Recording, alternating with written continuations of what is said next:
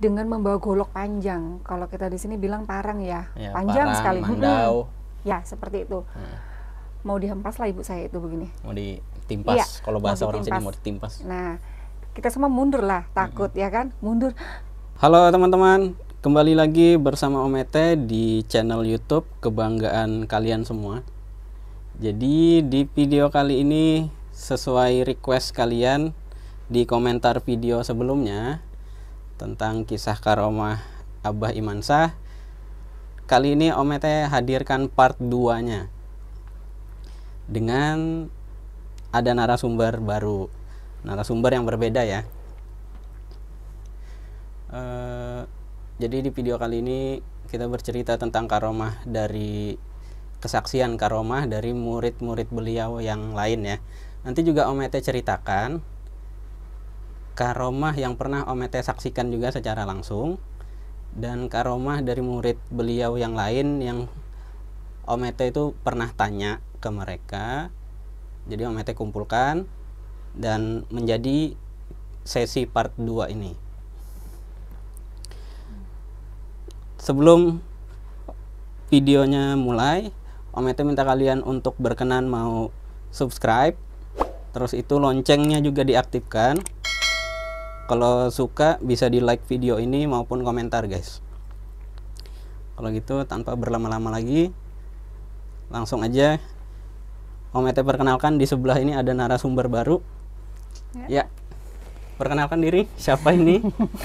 Baik, teman-teman, nama saya Betty Astalgia. Alhamdulillah hari ini diundang oleh Om Ete untuk ngisi podcastnya ya, untuk di part 2 mengenai Kai Iman. Kalau saya bilangnya Kai Iman karena ayah ibu saya yang berguru dengan beliau gitu. Tapi saya selalu ikut. Oke. Jadi dulu itu ayah dan ibunya Betty yang berguru langsung sama Kai Iman. Benar. Tapi Betty ini sering ikut ya, ikut terus malah ya. Ikut terus, Ikut benar. terus. Karena anak tunggal kan, Iya, sendirian iya. ditinggal di rumah nggak mungkin nih, diajak terus gitu.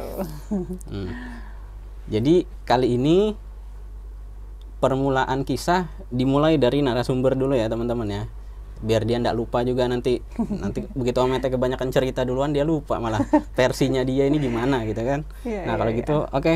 Jadi apa ini, tentang apa ini kesaksiannya? Apa ya, dulu kan yang ikut berguru ke Kai Iman itu sebenarnya ayah duluan.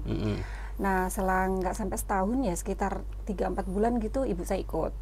Nah kebetulan ibu saya itu usaha jahit, jadi ini kembali ke flashback ke usahanya. Jadi siang itu jahit, jadi setiap malam Senin dan malam Jumat itu ikut sama ayah saya. Cuman kalau di Kai Iman itu yang saya lihat, kalau untuk menjadi muridnya lebih lanjut dia ditawaju dulu. Tawaju. Ya. Iya. Tawaju dulu. Nah pada proses tawaju itu yang saya lihat adalah macam-macam ya. Waktu itu kan nggak cuma ibu saya gitu kan, ada 4 atau 5 orang gitu. Rasanya 4 orang. 4 orang ditawaju dengan kondisi yang berbeda-beda. Iya. Apa ini? Yang beralaskan kain putih, kemudian ditawaju dengan mengucapkan sesuatu ya, ada syahadat dan lain sebagainya. Cuman saya waktu itu tidak mendengar dengan pasti ya, dengan jelas. Saya hanya melihat, menyaksikan. Jadi sehingga apa yang dibicarakan ayat apa saya nggak terlalu ini gitu. Kemudian ditawaju ada yang ternyata nggak sadarkan diri. Maksudnya bukan nggak sadarkan diri terus jadi kesurupan, bukan. Tapi dengan keadaan dia terpejam matanya, ada yang, nah seperti itu, apa itu namanya, ada yang kayak ngasih uang, memberi uang gitu. Dan ibu saya ditawaju hari itu dia badannya menjadi besar 3 kali lipat dari badan biasanya. Itu ukuran badan gini? Loh. Benar. Loh. Oh, iya. Bisa gitu ya? Bisa. Jadi kayak ya harusnya ukurannya misalnya sesaya gitu. Jadi dia lebih besar sekali. Ini besar melebar, tinggi juga, nambah tinggi? Iya. Jadi kan ibu saya ditawaju tuh nggak gerak apa-apa. Jadi tidur cuma badannya jadi besar. Oke. Iya. Terus ada yang seperti ini, ada yang kayak apa namanya, kayak kera. Oh, iya. Terus ada yang muter-muter. Mm-mm. Muter-muter tuh apa? Tapangsar ya. Orang kita bilang kan kayak muter-muter nggak arah gitu. Kayak gasing gitu. Ya udah dari tempat dia di Tawaju sampai ke sana gitu, sampai muter-muter di ruangan itu. Terus satu lagi itu ada yang apa ya, dia nggak ada perubahan sih, cuman tidur udah kayak orang tidur. Iya. Itu sih yang saya saksikan. Nah itu artinya apa? Saat itu saya nggak nanya banyak ya sama orang tua saya, karena waktu saya dibawa itu masih SMP rasanya. SMP ya, usia SMP. Ya. Oke. Ya. Oke, itu yang pertama. Ada lagi enggak? Maksudnya gini, yang pernah dicerit. Nah, ini kayak info teman-teman ya. Jadi orang tua Betty ini, ibu dan ayahnya itu sekarang udah meninggal dunia gitu. Nah, jadi mungkin, nah ini tadi yang barusan diceritain itu yang dia lihat langsung. Nah, kali aja ini yang pernah diceritakan juga sama ibu dan ayahnya, pernah bercerita ke dia gitu. Nah ini yang Kunanti ini apa ini? Ada lagi enggak dari ibumu, gimana dari ayahmu? Kalau yang diceritakan ayah saya apa ya? Saya nanya, ya kalau belajar sama kayak itu yang dipelajari apa? Ya makrifat katanya. Oke. Nah itu. Saya tanya, makrifat itu apa? Ya ilmu mengenal diri. Oke, sudah sampai di situ mengenal diri. Saya juga waktu itu nggak tahu mengenal diri seperti apa ya. Setahu saya kalau pelajaran itu sholat, zikir, sholat tasbih, dan amalan-amalan lainnya sampai tengah malam. Kemudian saya ada tanya lagi sama ibu saya, Bu, kalau belajar sama kayak Iman tuh katanya ayah saya tuh makrifat. Apa sekarang di usia kamu masih sekolah, kalau belajar tentang makrifat tuh masih terlalu jauh, masih belum siap. Jadi saya waktu itu diminta ibu saya hanya suruh menjaga batang tubuh. Oke. Ya. Batang tubuh. Sudah gitu aja. Udah, gitu aja batang tubuh ya supaya baik lah gitu. Ya itu. Ntar ini untuk teman-teman, batang tubuh di sini ini pengertiannya luas, seluas samudra. Jadi dan orang-orang yang awam ini jarang mendengar. Ini biasanya memang kajian orang-orang makrifat gitu. Nah, kalau kalian memang tertarik apa ini batang tubuh, itu ada dalam bab yang mengenal diri ini tadi jadi satu. Dia pun pasti ketika dijelaskan sama ibunya tentang batang tubuh itu pasti tidak tahu awalnya. Nah, kan ini usia SMP, usia sekolah, batang tubuh ini apa gitu. Di pelajaran agama pun tidak ada penjelasan tentang batang tubuh ini tadi gitu loh. Ada. Oke, itu sudah. Terus nah ini dulu Om Ete ceritakan dulu sedikit, pernah ketemu sama almarhum ibunya ini dulu sempat berobat gitu. Nah terus beliau itu ada menceritakan satu kisahnya. Ini Om Ete nunggu dia mau menceritakannya gimana nih. Jadi yang kebal gimana? Oh, yang sama Kalani. Oh ya, oke. Nah, ya ini biar dia yang menceritakan gitu ya. Jadi ingat ya. Jadi ibu saya itu punya usaha jahit di Gunung Pipa, tempatnya di perumahan Pertamina di atas. Nah, pada saat itu ya mungkin akumulasi dari peristiwa yang lalu-lalu mungkin ya. Jadi ada selisih paham. Selisih paham yang membuat yang membuat salah satu murid kayak juga sih sebenarnya. Nah, itu marah gitu. Dan dia ke atas, marah sama ibu saya maksudnya. Kebetulan saat itu saya membantu membuat kancing, menjahit kancing. Oh, kamu ada di situ ikut ya? Ikut. Oke. Dan di situ juga nggak cuma saya sendiri, ada beberapa pegawai ibu saya, kemudian ada ayah saya juga. Dia naik lah, itu yang salah satu murid kayak itu. Ya, yang lagi marah-marahnya. Ya, lagi marah-marah. Naik dengan membawa golok panjang. Kalau kita di sini bilang parang ya, panjang parang, sekali. Mandau. Ya, seperti itu. Mau dihempas lah ibu saya itu begini. Mau ditimpas, kalau bahasa orang sini mau ditimpas. Nah, kita semua mundur lah, takut ya kan, mundur. Tapi nggak bisa ngomong, awas parang, sudah nggak sempat ngomong karena udah yang. Iyalah kejadiannya cepat gitu. Iya gitu. Ibu, udah gitu kan dipisah orang nih, sudah deket banget dari dipisah orang, akhirnya turunlah yang marah tadi.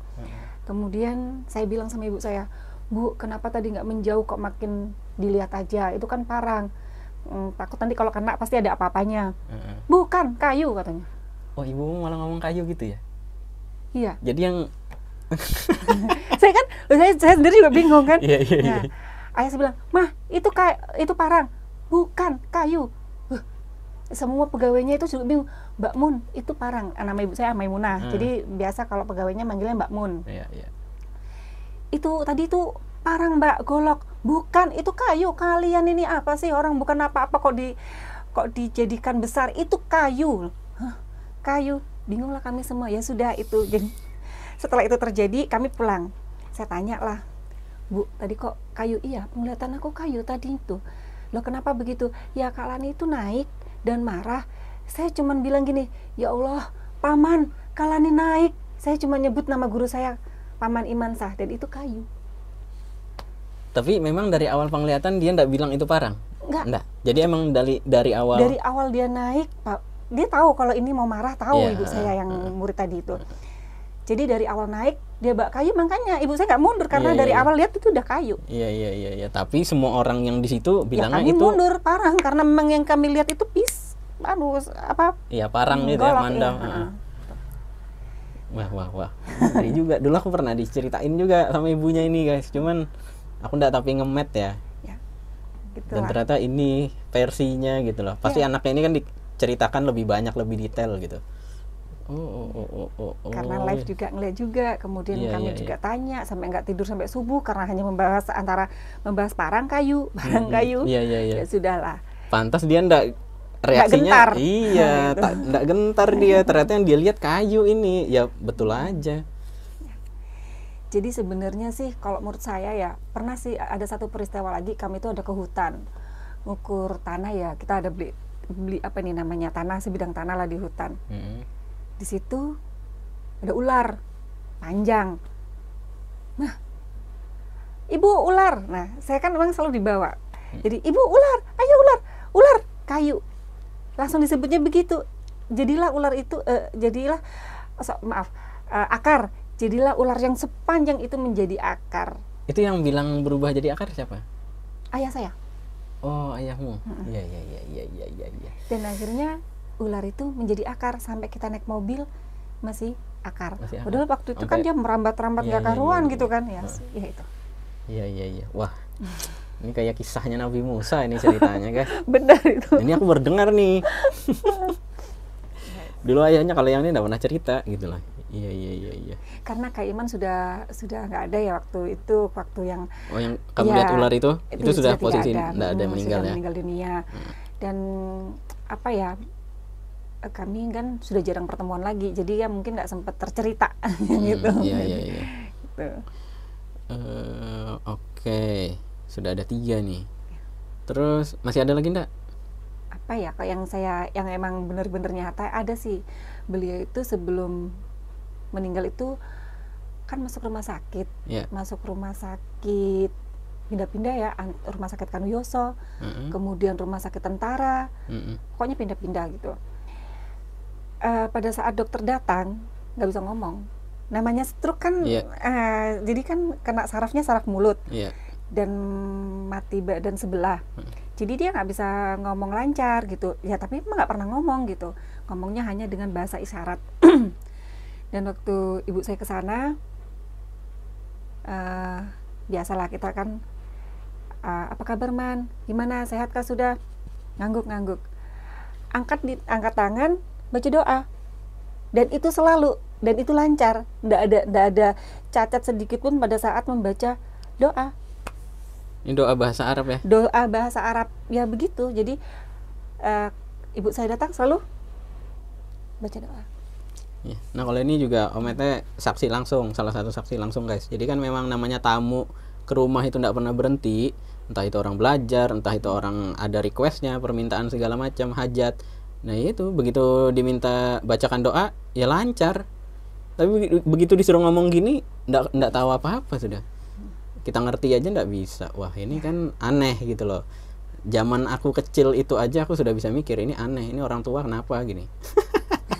Aku kecil itu udah mikir gitu loh. Ya kan? Nah ini kenapa sih ya kan? Ya tapi bertanya-tanya pasti. Tapi ya berlalu gitu aja. Nah ini juga kesaksian kayak gini mungkin 100% muridnya juga nyaksikan gitu loh. Karena di video sebelumnya Kak Haji Erna juga kurang lebih sama gitu. Ya, itulah kalau saya pikir sih ini karomah beliau ya sudah luar biasa banget. Bisa disaksikan, bisa dirasakan, cuman karena saya waktu itu terbilang masih anak-anak, remaja ya, remaja. Jadi saya tuh nggak banyak bertanya dengan beliau. Paling-paling kalau saya tuh berkunjung semenjak almarhum ada, saya cium tangan, dipulas-pulas nih, ini kemudian ya paling dicium kepala saya gitu. Dan saya sangat sering bermain ke rumah beliau bermalam karena apa? Ke sebagian besar anak-anaknya tuh juga teman saya gitu. Seumurannya? Ya, seumuran gitu. Iya. Ya itulah. Gimana? Masih ada lagi? Apa ya? Ada sih, ada yaitu apa itu ya? Baju ya. Kak Iman itu ada memberikan satu baju ke ibu saya, itu bajunya itu baju koko. Baju koko, oke. Batik warna enggak? hijau. Ada motifnya? Ada motifnya. Dia baju koko lengan pendek, warna hijau pakai ada kerahnya gitu, terus motifnya kiri kanan gitulah. Jadi sebelum ngasih baju itu tuh ada ceritanya. Man, saya sudah nggak usaha lagi di Gunung Pipa, sudah nggak mampu bayar untuk tempatnya. Bayar sewa gitu Ya, ya? bayar sewa karena kan juga lumayan besar saat itu. Jadi usaha ibu saya itu kayak terjun bebas gitu karena dihianati oleh temennya, maksudnya itu kan temen partner gitu kan? Iya, partner di situ, orang dalam lah, yang menjahit juga, yang memotong juga. Jadi ada 2 orang yang mengkhianati. Selanjutnya ibu saya itu pindah menjadi rumah pesimis lah namanya. Rumah kami itu rumah gang sempit ya, di gang buntu, masuk ke dalam sempit, masuk lagi sampai di gang cuma 1 motor. Itu kalau ada motor lain lewat nggak bisa lewat. Iya. Nah, jadi kan logikanya namanya kita udah pindah di rumah itu yang dijangkau orang pun sulit, usaha mandek lah. Iya sih. Iya kan gitu. Betul. Jadi gimana nih Man, saya diem aja ibu saya itu karena udah berapa bulan itu kami makan cuman apa ya? Cuman makan nasi, ada tempe. Ala kadarnya ya, pokoknya. Itulah sudah. Kadang cuma nasi kemarin, kemudian digoreng. Iya. Nah, itu jadi udah yang miris banget kata ibu saya. Ini gimana nih anak saya kalau nggak lanjut sekolah? Saat itu saya masih SMA kelas berapa ya? Kelas 2 rasanya. Mau naik kelas 3. Saya bilang nggak apa-apa Bu, aku nggak kuliah nggak apa-apa. Waktu itu kan ibu malam juga cerita sama saya. Akhirnya ibu saya curhat dengan keadaan di rumah, kan saya mendengar gitu. Iya. Sudah Mun, tawakal aja. Kan kamu udah usaha mau kerja. Insya Allah ada aja nanti gantinya katanya. Gantinya tempatnya lebih luas, lebih bagus. Rezeki ada aja nanti. Tergantung orang mau bawa kemana katanya gitu. Oke, sudah. Nanti paman kasih kamu baju yang paman pakai. Taruh aja di sini, katanya gitu. Setir gantung di dekat jahitan. Dah, selang berapa minggu, ya? Lupa saya. Kalau hitungan waktunya nggak terlalu spesifik ya? Nggak terlalu spesifik karena apa? Habis beliau ngomong gitu sakit. Siapa yang sakit? Kak Iman. Oh, ya. Sakit stroke? Kan stroke, sakit stroke itu. Iya. Udah lama sakit. Akhirnya dia ingat rupanya, dikasihlah baju itu di rumah beliau. Di rumah beliau kan rumahnya di Kilo 4. Oh, sudah yang di situ ya? Iya, sudah yang di rumah baru. Yang rumah sekarang ini? Iya, rumah sekarang lah. Kan rumah lama udah ditempatin Kaltim Pos. Ya. Jadi sampai di situ bajunya diberikan ke ibu saya, digantung. Dan alhamdulillah ya, kita sih nggak menuhankan di situ, tapi yang namanya ini karomah guru, kita patuh sama guru, ya udah apa yang disebutkan beliau, ya udah turutin aja. Akhirnya kami gantung di dekat usaha, tempat jahit, ada aja yang ditelepon lah, tolong Mbak ukur ke sini, tolong ini dan lain sebagainya. Ya sampai ibu saya bisa bikin rumah, alhamdulillah besar, dan seterusnya. Ya itulah. Iya. Jadi semenjak dikasih baju ini mulai naik terus rezeki ya? Iya gitu. Oke. Jadi saya ingat betul kalau ibu saya nggak punya uang tuh coba pegang bajunya aja. Man, anak saya mau sekolah kayak apa nih Man lah, nggak ini biayanya kurang, terus ini dan lain sebagainya. Makanya curhat gitu ya? Curhat coba pegang gitu. Nah, ya ada aja gitu. Jadi kita mau nggak percaya itu terjadi. Kalau saya bilang sih, ini orang bilang musyrik, itu bukan musyrik menurut saya ya, karena itu memang karomahnya beliau, ya udah. Oh, jadi pada saat dia berkunjung ke rumahmu gitu, terus itu bilang ini nanti nanti aku kasih baju yang aku pakai Iya. itu enggak langsung dilepas ya? Nggak langsung Oh, dilepas. lama setelah itu ya baru. Oh, oke. Yes. Ya, jadi semenjak pulang, berarti teman-teman ya, berarti semenjak pulang dari situ karena baju ini belum dikasih, jadi selama itu kamu apa bahasanya nih, melarat gitu ya? Enggak Iya, juga. masih apa adanya. Masih melarat juga. Iya, masih apa adanya gitu kan. Maksudnya usaha masih ya Senin Kemis lah ya, Iya, kalau iya, kita iya. bilang gitu. Masih ya, 1-2 ada lah yang masuk. Cuma namanya gang sempit itu siapa yang mau ngelirik gitu loh. Iya. Jadi setelah ada baju itu, ada aja jalan, ayo kita jalan-jalan ke Telkom. Ada aja ide mau jalan-jalan gitu. Sama saya, ibu saya, ayo kita dipanggil sama bu ini di Telkom.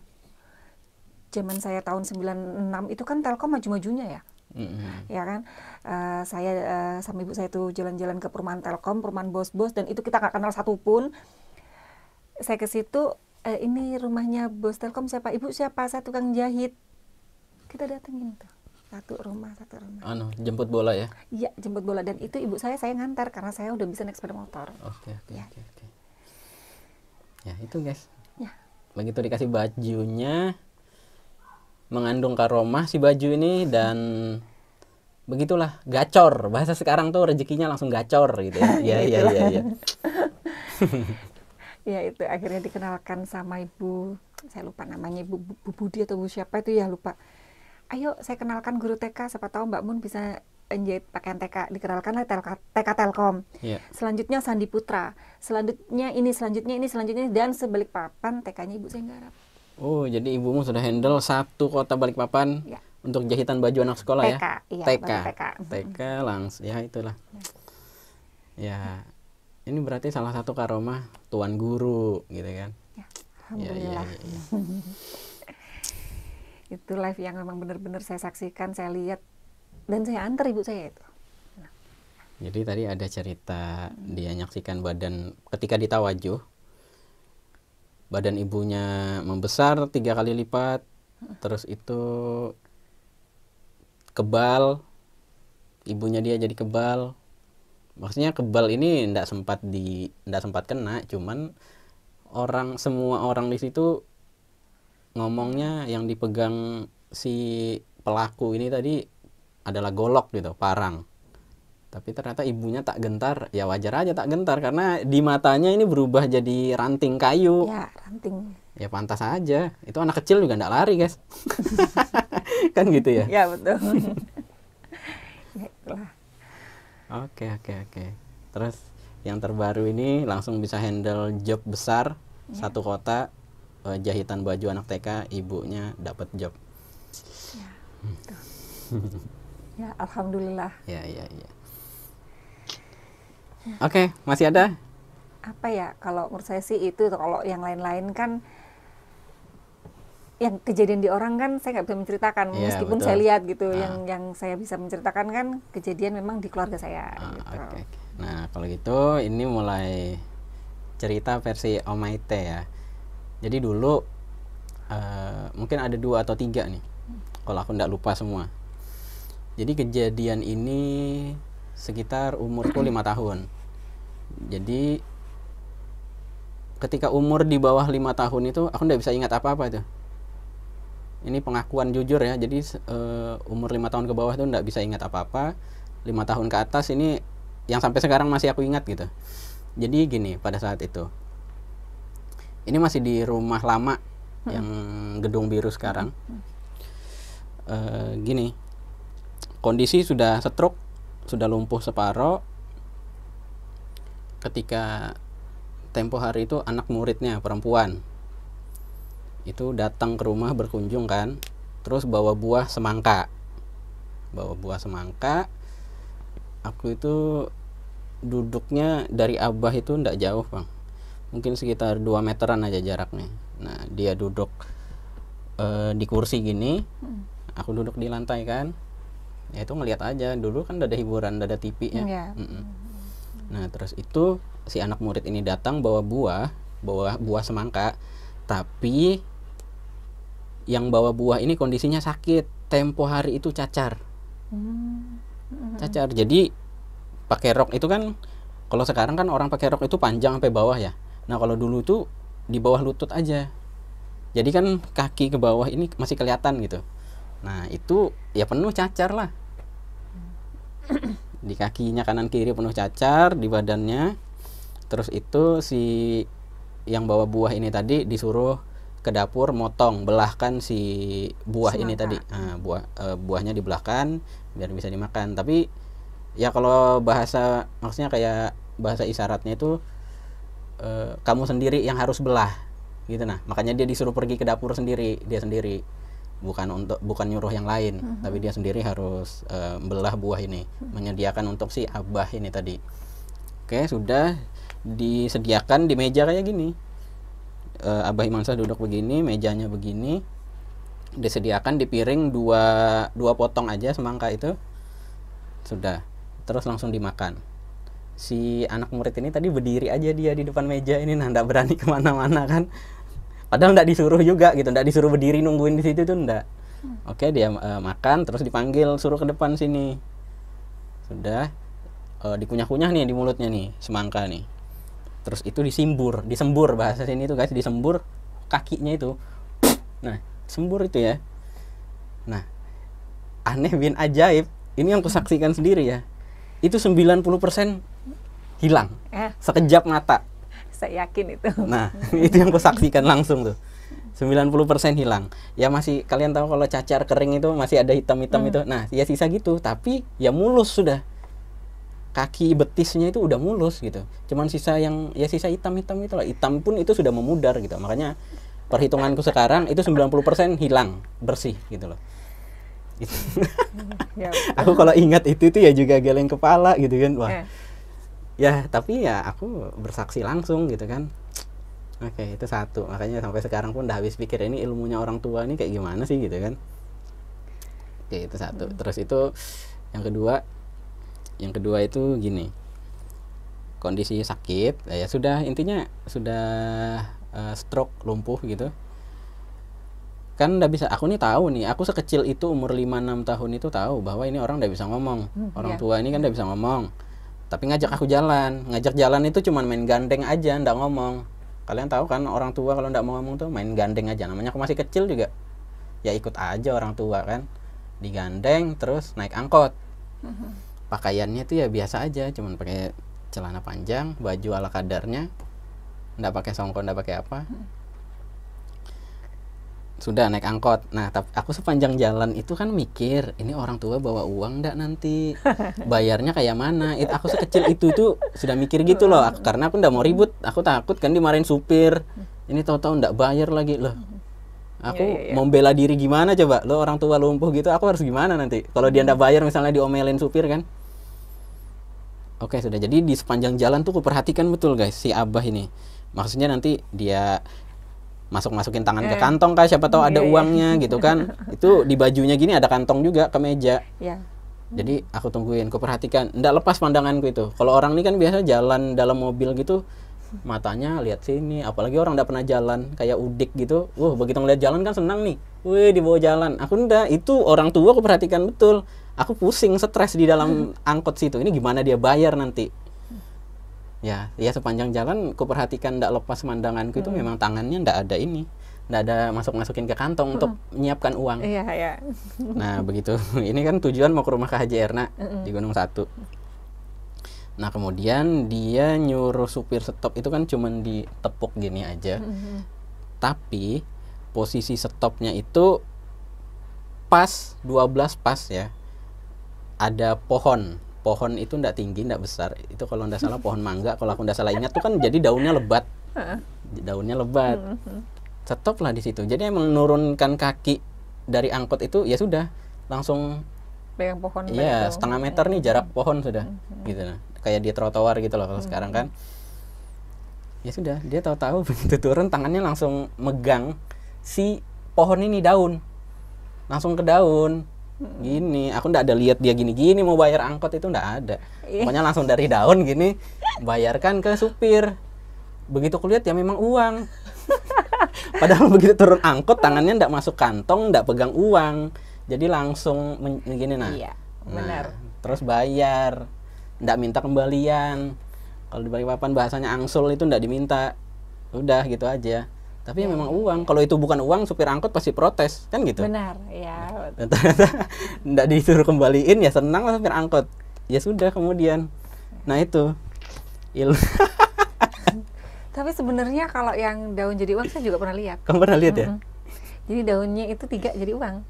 Iya. Ya, itu udah dulu di depan kita ya. Sebenarnya itu nggak ingin menunjukkan apa gitu. Makanya kenapa beliau itu nggak mau menurunkan hal-hal yang bersifat materi duniawi ke muridnya. Gitu. Iya. Makanya kenapa beliau keadaannya sekarang dulu ya, maksudnya dulu keadaannya tuh pas-pasan. Nah itu sih yang pernah saya dengar di ceramahnya malam-malam. Nggak bisa akal ya. Ya itulah.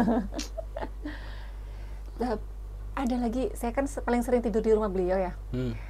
Jadi pernah satu ketika itu adu mulut dengan ibu, ya biasalah dengan kalau saya bilang ibu siapa nih? Ibumu Kilo, atau ibu istrinya Kak Acil Iman. Murni. Oke. Ya. Adu mulut apa ya? Nggak tahu entah susu habis kan, tak apa ya namanya, anaknya banyak kan. Oke. Aduh, saya bingung juga nih, nggak apa-apa ya ceritain ya. Ya ceritain aja.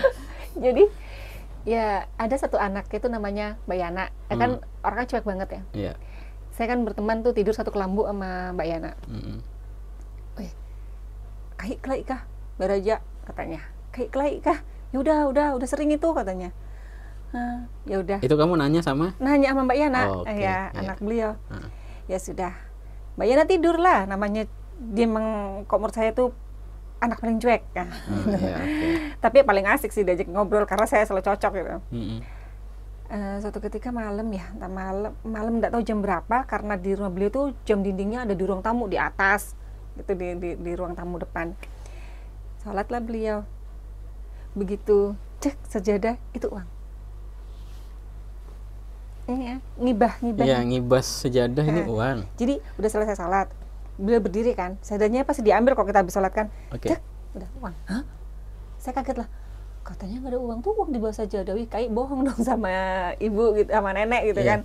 Oh, berarti isi perdebatan mereka berantem itu mungkin masalah uang, duit ya? Iya, nggak punya uang, mau beli susu dan lain sebagainya gitu. Ya udah, sampai di situ saya tahu. Akhirnya saya ke kamar lagi lah naik. Itu kamu lihat langsung dia gini ya, ngibas sejadah itu ya? Gitu. Entah memang uangnya ada di bawah sajadah, saya nggak tahu. Iya, ya pada saat itu beliau tuh sholat, udah itu aja. Kalau uang itu memang dia simpan di bawah sajadah, terus begitu debat ribut gitu ya, berantem, dia ndak ngaku punya uang, ini kan berarti bohong nih, dia berbohong. Dan ini kan harusnya ya lucu, orang makrifat masih bohong tuh lucu guys ya. Jadi ndak sesuai ajarannya gitu kalau dia bohong. Kita asumsikan dia bohong, ya sudah gitu ya, asumsikan dia bohong. Tapi kalau kita asumsikan dia jujur, memang ndak punya uang, terus seperti yang diceritakan Betty ini, dia pergi sholat, kemudian dia mengibas, kalau bahasa sini itu mengibas sejadah ini, tiba-tiba uangnya muncul. Ya itu tadi, ya ini kan berbanding lurus sama cerita Kak Haji Erna kemarin. Oh iya. Yang tahu-tahu nanti ada duitnya muncul, ada dari mana? Ya seperti kisah cincin kemarin. Ya, cincin hilang itu. Iya kan gitu. Tahu-tahu ada gitu. Nah itulah. Dan sampai sekarang juga saya, ya Allah subhanallah, ya yang seperti itu kan tidak diturunkan ke siapa-siapa. Iya. Oke. Nih gantian, Om Mete lagi lanjut cerita. Tapi ini cerita dari anak muridnya yang lain ya. Ini mengutip nama Acil Timah Pamukono, ulun minta izin menceritakan ini karena ceritanya dari mereka, orang yang menceritakan masih hidup. Jadi gini, di video yang lalu Kak Haji Erna itu kan bercerita mereka pergi ke Martapura. Ya benar. Nah, jadi kisahnya masih di situ juga, guys. Tapi ini kesaksian dari orang yang berbeda gitu. Jadi pada saat di Martapura ini mereka entah ngapain ya. Di Martapura itu dulu mungkin ziarah. Ya, ngajar sambil ziarah ya. Nah, jadi si tuan rumah di Martapura ini itu kan keluarganya tuan rumah ini ada satu itu tunanetra. Tunanetra itu apa? Ya, tunanetra. Ya, bahasa sekolahnya tunanetra. Nanti kalau aku bahasakan yang 4 huruf ini bisa jadi masalah gitu kan. Jadi aku bahasakan tunanetra. Nah, Ini kan tunanetra, si keluarganya tuan rumah yang di dalam situ. Kemudian pada saat ini sholat Jumat nih, hari Jumat, masuk sholat Jumat, masuk waktu sholat Jumat. Jadi murid-muridnya yang di sana itu kan pada pergi ke masjid Iya, untuk sholat Jumat. Jumat. Nah, si Abah Imansah ini tadi, ya lagi-lagi kelakuannya kalau orang sholat Jumat, dia masuk lambu. Iya. Masuk lambu, entah itu tidur, entah itu ngapain, pokoknya masuk lambu. Dia masuk lambu, kemudian ya sudahlah, naik keranjang, masuk ke dalam kelambu, entah dia ngapain gitu kan. Nah, namanya ini orang tunanetra kan, nggak lihat ya, ceritanya mau juga tidur, naik keranjang itu, ya kan, naik ke tilam. Nah, kan dia nggak tahu kan, tiba-tiba itu tersentuh kepalanya Abah ini tadi. Iya. Nah, itu dia bilang lembek, kepala itu lembek, lembeknya itu ya kayak lumpur gitu loh. Tapi dia tahu ini manusia nih dalam sini, tapi kok badannya kayak gini. Dia bercerita itu, ayo, ya kan? Nah, jadi kaget lah yang si tunanetra ini, yang paman tunanetra ini kaget. Terus dia berucap, sambil istighfar kan, Tuan Guru kah ini, dia bilang. Nah, Tuan Guru kah, kaget dia kan, sambil minta maaf tuh, minta ampun tuh dia, saking ketakutannya ini, nah, ya kan. Ya sudah, minta maaf gitu, namanya orang nggak tahu ya. Ya sudahlah, tahu-tahu minta maaf gitu. Terus itu setelah jam sholat Jumat, ini anak muridnya pulang nih dari masjid, kumpul lagi di situ. Ya, lagi-lagi hasilnya yaitu menceritakan apa khotbah orang di masjid tadi. Padahal orangnya dalam kelambu. Aduh, ini bukan main gitu. Nah, ini guys, kondisi tadi ya. Kondisi kenapa kepalanya ini bisa lembek. Jadi lembek. Ya. Itu ada satu penjelasan pasti yang cuman orang-orang makrifat yang tahu. Dan yang makrifat pun banyak yang nggak tahu. Kalau kalian penasaran mau tahu itu apa, silakan tanya ke Om Ete. Tapi itu nggak bakal kubahas di video karena nanti Takut ini salah persepsi juga apa jelas gitu. salah persepsi untuk orang yang nggak sejalur. Ya. Ya, kalau mau tanya itu apa aja yang bisa kayak gitu, itu aslinya wujudnya siapa? Ya. Aku tahu 100%. Ini pancingan aja nih ya kan. Nah, itulah anehnya. Jadi kalau kalian mau tahu itu kok bisa lembek gitu, itu aslinya siapa itu? Kok bisa kayak gitu? Nah, kamu aja belajar makrifat kemana-mana nggak pernah tahu itu. Nah, itu. Kamu baru dengar dari mulutku ini kan? Loh, saya kan banyak belajar sama situ. Iya. Jadi memperjelas yang kemarin-kemarin nggak jelas kan, perjelas lagi. Jadi Betty ini sama suaminya sekarang itu kan apa ya, pejalan spiritual bahasanya. Jadi mencari guru kesana kemari juga dari sisi makrifat ini gitu kan. Ya sekarang posisi belajarnya sama Om Ete. Sempat ku kenalin juga, ya sekarang juga posisi belajar sama guruku juga guys, sama tuan guru. Jadi aku nih satu guru sama dia, sama suaminya satu guru, dan juga ya dia berguru juga sama aku gitu loh. Memperjelas. Iya. Karena kalau saya nggak jelas, saya pasti tanya. Iya. Soalnya paling enak ditanyain. Oke. Nah itu ya, itu sudah satu kisah di Martapura. Ini ada lagi nih, Om Ete masih ingat. Anak muridnya, jadi tapi sudah meninggal. Orangnya ini sudah meninggal. Namanya Kak Agus. Jadi ketika masih proses mereka ini belajar tentang makrifat itu sama Abah Imansah, Kak Agus ini rupanya bermimpi. Dia mimpi. Jadi Kak Agus ini mimpi. Nah, mimpinya itu diceritakannya, ditanyakannya sama Abah Imansah, ya kan? Dia nanya, ini artinya apa ini, Man? Oke, jadi mimpinya Kak Agus itu yang beliau ceritakan ke aku itu kayak gini. Dalam mimpinya itu dia bilang dia ini bicara di atas mimbar, terus banyak orang mendengar gitu. Nah, jadi kayak khotbah Jumat ya kan? Nah, karena di atas mimbar dia bilang, jadi oke lah. Sudah gitu aja yang dia ceritakan tuh, kurang lebihnya kayak gitu, seingatku. Terus itu ditanyakannya itu arti mimpinya sama si Abah Imansah ini tadi. Apa artinya mimpi ulun ini man gitu kan. Nah kemudian ya dijawabnya kayak gini, nanti kamu ini jadi imam, memang jadi imam di masyarakat, di tengah masyarakat kamu ini memang jadi imam. Sudah kayak gitu. Beberapa tahun kemudian meninggallah si Abah Imansah ini tadi. Ketemulah aku sama Kak Agus, dia ceritakan itu. Sekarang tahu mimpinya itu jadi kenyataan. Jadi imam. Iya, imamnya itu apa ya? Penghulu. Penghulu nikah. Oh. Itu kan imam berarti. Nggak semua orang punya profesi itu gitu loh. Penghulu nikah. Iya. Jadi Kak Agus itu menceritakan sambil berlinang air mata, menangis. Ternyata terjadinya itu bertahun-tahun kemudian. Nggak pada saat itu, nggak dalam waktu dekat, tapi hitungan tahun. Ya, itu dia kalau menceritakan sambil nangis. Ya betul. Betul, kalau saya percaya kalau itu memang nggak langsung terjadi karena beliau nggak ada, baju nyampe, dan itu juga 1 tahun 2 tahun ke depan baru terbukti waktu ibu saya. Gitu. Iya. Wah, aku bilang. Ya itu pada saat itu aku pas ini ngambil kitab dulu sama Kak Agus itu. Jadi kitabnya Abah Imansah ini Kak Agus nih ada punya kan, ada pegang, aku minta. Ya disitulah dia menceritakan. Ada 2 dulu aku dikasih kitab tuh. Yang ini kan kitabnya Abah Imansah ini ada berapa buku itu, ada berapa kitab, sama kitabnya Datu Sanggul. Pecahannya kitab Datu Sanggul Barencong tuh aku ada dikasih sama Kak Agus. Jadi pantunnya Datu Sanggul yang begitu takbir Allahu Akbar yang kisahnya langsung tembus ke Mekah, sholat di Masjidil Haram, ya itu ada di dalam kitab. Itu isinya riuh-riuh padang si Bondan, wih kayak gitu anunya pantunnya. Ini nanti nih ya. Ini ndak masuk sesi ini guys, ini pancingan buat kalian aja yang mau tanya. Aduh.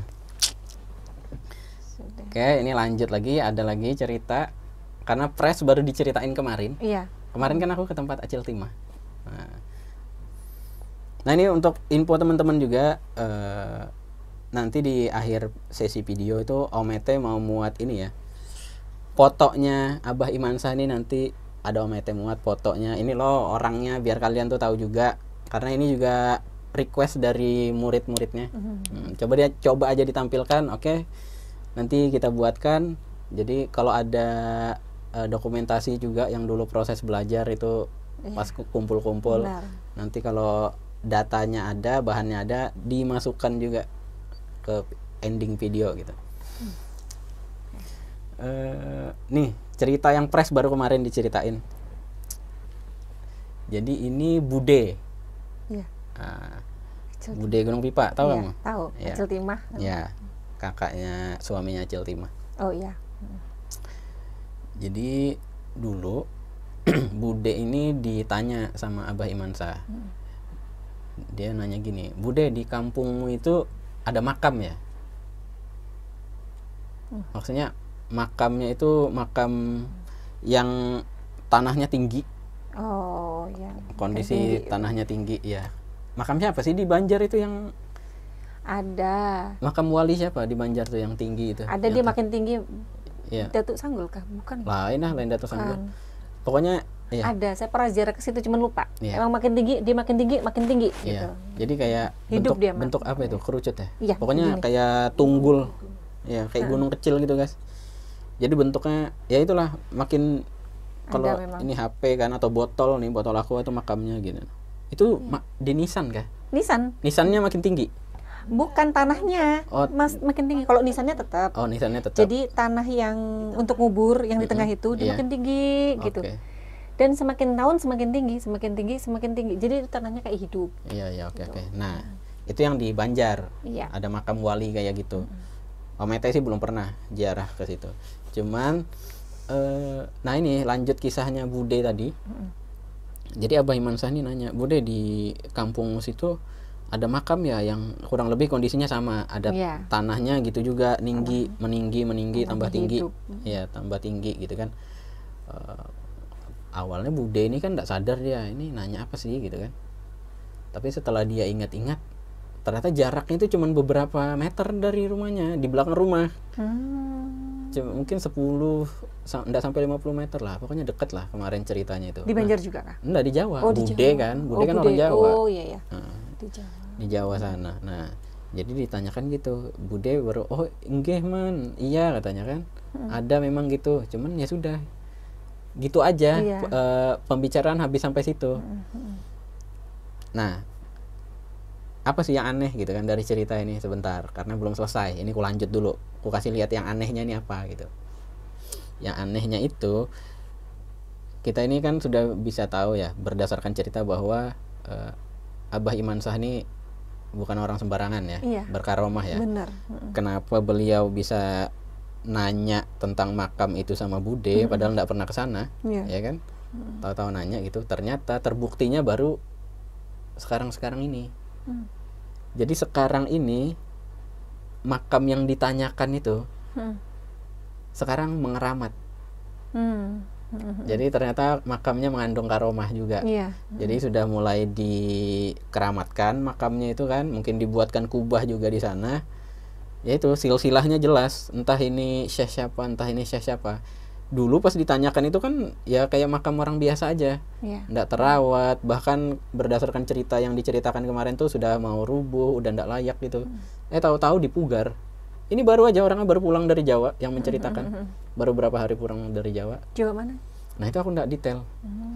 Intinya dia baru pulang kampung ke sini lagi, balik dari kampungnya. Dia bilang makamnya itu sudah dipugar. Berarti kan itu makam keramat ya, kan bisa dibilang kayak gitu. Padahal kita nggak tahu juga. Ini Abah Iman Shah juga nggak bilang bahwa ini makamnya si ini, wali ini kah, syekh ini kah. Dia nggak menceritakan siapa sih sosok di balik makam itu, dia nggak menceritakan. Tapi terbuktinya sekarang ini makam langsung mengeramat, bahasa orang sini. Tapi nggak jelas ya itu wali siapa, nggak tahu. Ya kalau kamu mau tahu ke sana kan. Iya. Iya.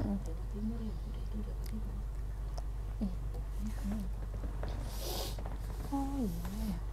Tapi biasanya begitu ya, kadang-kadang kan yang pernah saya perhatikan, pernah saya diajak ke sama Kak Iman tuh, diajak waktu kami ke Banjar rame-rame itu satu bus, kita booking tuh satu bus apa ya waktu itu ya, Pulau Indah apa gitu. Nah ya Bintang Emas kah waktu itu ya. Jadi kita tuh berangkat rame-rame ke Banjar, ke Martapura, ke Banjarmasin. Di situ kita ziarah banyak gitu, salah satunya ke Basirih dan lain sebagainya, ke Kelampaian, pokoknya semua lah kita ziarah itu. Terakhir kita mau pulang itu singgah ke rumah Pak Haji Samani. Ya Pak Haji Samani, beliau itu mau didatengin tamu.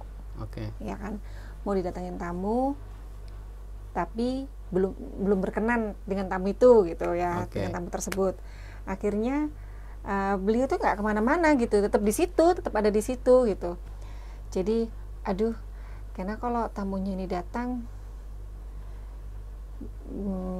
bilang aja berjalan lah gitu katanya. Nyuruh jalan bohong ya? Nyuruh bohong. Tapi dia emang jalan. Oh emang jalan? Dia jalan dulu, kemudian duduk lagi, ya sudah, tamunya itu datang, dia nggak lihat Pak Haji Samani ada di situ. Nah itu ya, percaya nggak percaya kan ya, istilahnya itu tadi, nanti kalau ada tamu datang saya belum mau nih nanti, karena ini masih rame, masih banyak orang, cuman beliau tidak bisa menolak juga gitu. Jadi bilang aja saya lagi jalan, berdiri dia jalan ke kamar, jalan, tamunya datang, beliau duduk lagi di situ. Saya sebagai anak kecil yang waktu itu masih ya terbilang masih SMA, Pak Haji Samani, oh ini ada tadi jalan katanya. Oh jalan lah, iya. Tapi saya bingung, yang di sini ngomong jalan gitu, situ ngomong jalan. Loh, di depan saya ini kan Pak Haji. Jadi dia nggak lihat beliau ada di situ. Depan. Oke. Jadi, udahlah, mau bilang apa kita ya. Jadi yang namanya Kak Iman waktu itu dia nggak ngomong, kalau lagi jalan dia diem aja. Sudah diem. Oke. Yang ngomong jalan ya murid-murid yang lain, maksudnya nggak ada, Pak Hajinya lagi berjalan. Nah lama beliau pulang, sudah pulang lah. Sudah. Saya tuh nggak bisa ngomong, terkesima tadi. Oh, orang kok bisa banget sih dibilang jalan, yang datang nggak lihat, kita lihat. Iya, iya, Nah, iya. itulah. Jadi penglihatannya kayak ini ya, dikaburkan gitu ya. Iya, iya. Tapi itu memang kejadian. Memang yang saya lihat, saya baru bisa cerita gitu kan. Nah, ini ada cerita juga dari kakakku, si Wali. Oh, Maulana ya. Ini kesaksiannya nih. Ini pas aku ingat aja nih, karena dia ndak di sini, biar aku aja menceritakan sudah. Iya. Ini cerita kakakku yang bersaksi langsung. Jadi gini. Tapi ini kondisi masih sehat. Oh ya. Ketika ya masih hidup, masih sehat gitu ya, belum sakit stroke. Jadi ada orang datang. Kalau ndak salah itu orang Gunung Satu. Ya, orang Gunung Satu ya. Ya, orang Gunung Satu itu kesurupan. Jadi keluarganya di Gunung Satu ini lagi kesurupan. Iya. Ya kan? Terus Abah Iman Shah ini posisi di rumah itu lagi utak-atik motor. Iya. Dulu motornya yang Yamaha merah itu ya. Iya.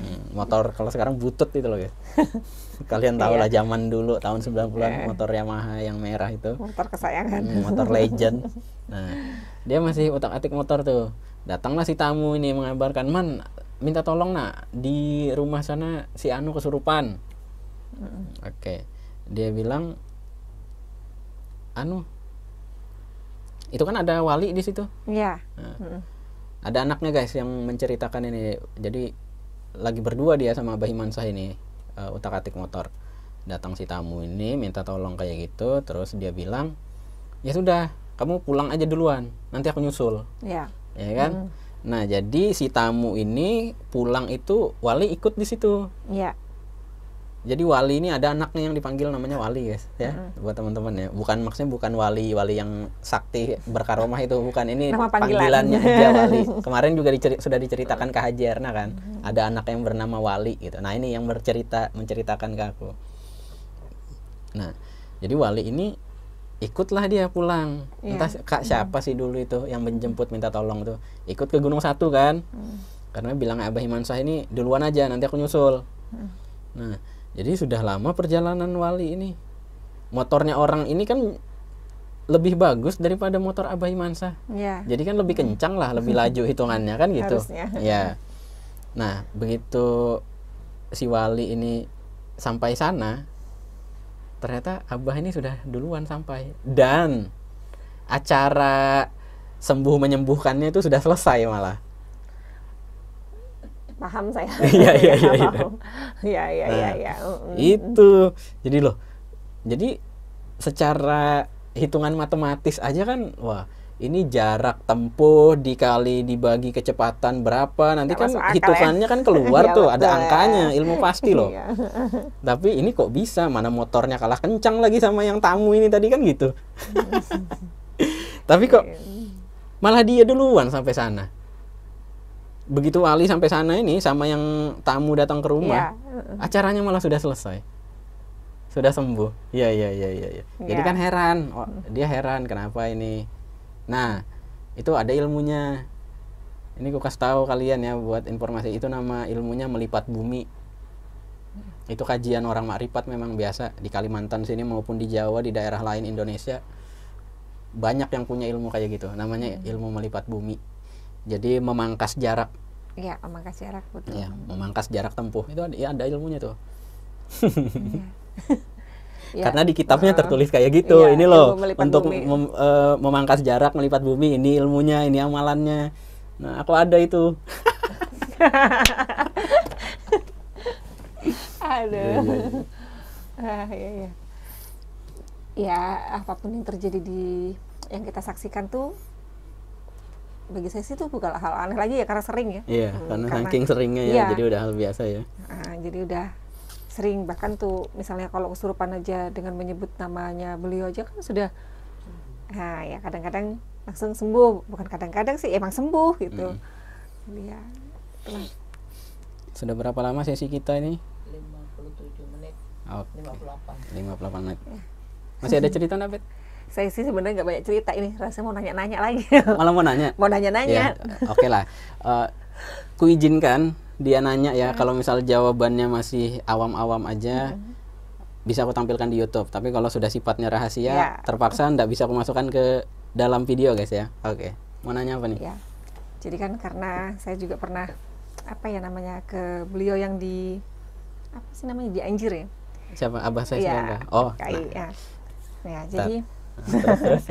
jadi karena itu ada kain. Mm-mm. Kainnya itu kan harusnya 5 ya, tapi kita kemarin suruh bawa 4 ya. Nah, 4 ya. harusnya 4. Kita kemarin suruh bawa 3. 4 yaitu putih, hitam, kuning, hijau. Mm-mm. Ya. Nah, yang saya tanyakan nih birunya gitu kan. Kemarin waktu di perjalanan setelah dari sana ke Balikpapan, perjalanan pulang bingung gitu. Birunya itu meliputi dari 4 ini atau 4 ini sudah satu jadi biru. Emang ada kain biru kan di sana? Nggak ada, makanya kan ada kesebut warna biru, Iya. makanya lebih detail Oh. gitu. Ini ajaran lain, teman-teman. Ini lain guru yang dia ceritakan. Itu ndak ada warna biru kemarin ya? Ya berarti kan pakaian si guru ini ndak mencantumkan perwakilan warna biru di situ. Karena memang tiap warna ini kan ada dimensi yang diwakilin, maksudnya ada alam gaib yang diwakilin tuh kalau versinya orang makrifat. Nanti bisa nih satu warna ya, warna kuning aja ya. Warna kuning ini kan kalau di dalam orang tarikat itu ini merepresentasikan alam malakut. Ya. Nanti kan di situ ada alam jabarut, malakut, alam lahut, alam nasut gitu loh. Nah, keempat alam gaib ini, tingkatan alam ini kan apa namanya? Orang-orang ini ya ada warnanya lah. Iya. Karena memang yang biru ini alam apa. Nah, kalau di dalam orang tarekat itu kan yang masuk itu biru, kuning, hijau. Hijau ini kan alam kerasulan. Iya. Yang biru ini alam para jin biasanya. Nah, yang kuning ini alam malaikat. Kalau yang hitam kalian ini sifatnya umum aja lah. Ini melambangkan. Ini kan simbol semua, ini aslinya bahasa simbol. Yang hitam ini kan keburukan, kejahatan, ya segala yang buruk-buruk representasinya warna hitam.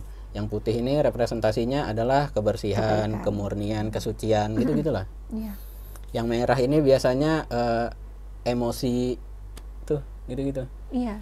Terus kenapa jadi dia itu biru, kan beda pakaian gitu ya? Beda pakaian lah. Tadi biru itu apa? Ya, tadi itu alam. Biru itu alam jin. Kenapa? Lah ini karena pakaian udah sama. Iya, betul. Jadi antara guruku yang sekarang ini tuan guruku guys, dia belajar juga sama tuan guruku. Dengan Abah Iman Shah ini ndak sama pakaiannya, pakaian spiritualnya, makrifatnya ndak sama. Jadi kalau dia bertanya apa yang dia alamin di tempat tuan guruku, mau dia bandingkan dengan Abah Iman Shah ini ndak kena gitu loh.